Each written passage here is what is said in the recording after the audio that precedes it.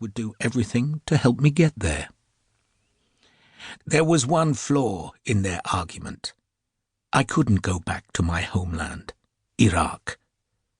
Well, not if I wanted to avoid imprisonment, torture, and, probably, execution. Happily, I survived the hateful onslaught and eventually thrived in my new country, to the extent that I can now play a significant role in helping hundreds of people transform their lives. Often I'm doing it through hip and knee replacements, which restore pain-free mobility to people who have been crippled by arthritis and other joint problems. For scores more above-the-knee amputees like Michael, osseointegration has delivered an even greater transformation. To be able to make such a huge contribution to improving people's lives is my major motivation. But when I arrived in Australia, there was absolutely no indication I would ever be in a position to make such a contribution.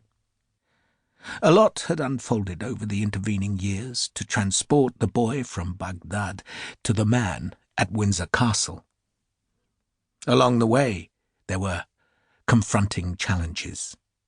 I was subjected to degradation I wouldn't wish on anyone, but overall the experiences have served to shape my character and have made me even more determined to help change people's lives for the better, forever.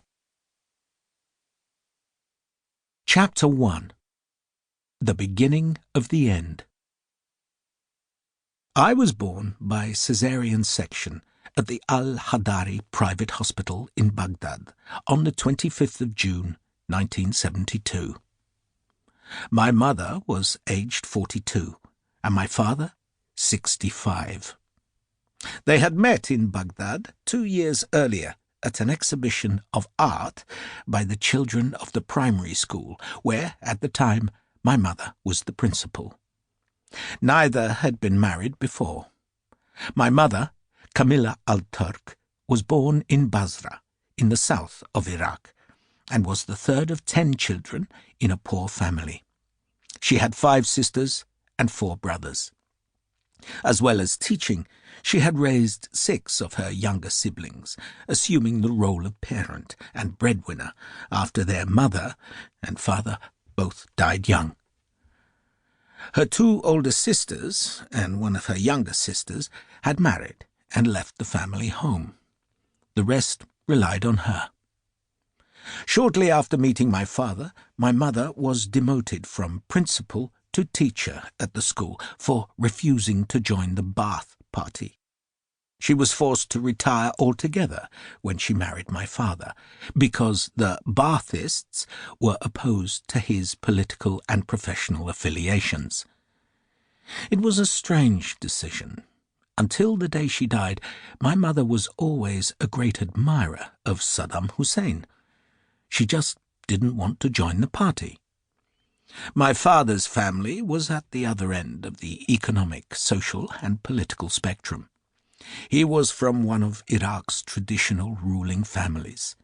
Through him, I am descended from the Prophet Muhammad, and my grandfather was the head of the Sunni faith in large parts of Iraq and the Muslim world. The leadership of that section of the Sunni faith is handed down through the family, but neither my father nor his older brother would accept the role when my grandfather died. Instead, it was passed to a cousin. Also, through my father, I'm descended from the most traditional of Iraqi aristocracy, one of the 9 families that originally ruled Baghdad. My father, Abdul Rasak Al Muderis, spent his whole life based in Baghdad. He was the second oldest of 5 children. He had an older brother and 3 younger sisters, and was an intellectual, a lawyer, who rose to become a judge. Over the years, he had established a wealthy lifestyle and extensive contacts among the intelligentsia and artistic elite. His older brother, Mahmud, also reached high office. He held a number of ministerial portfolios, but is probably better remembered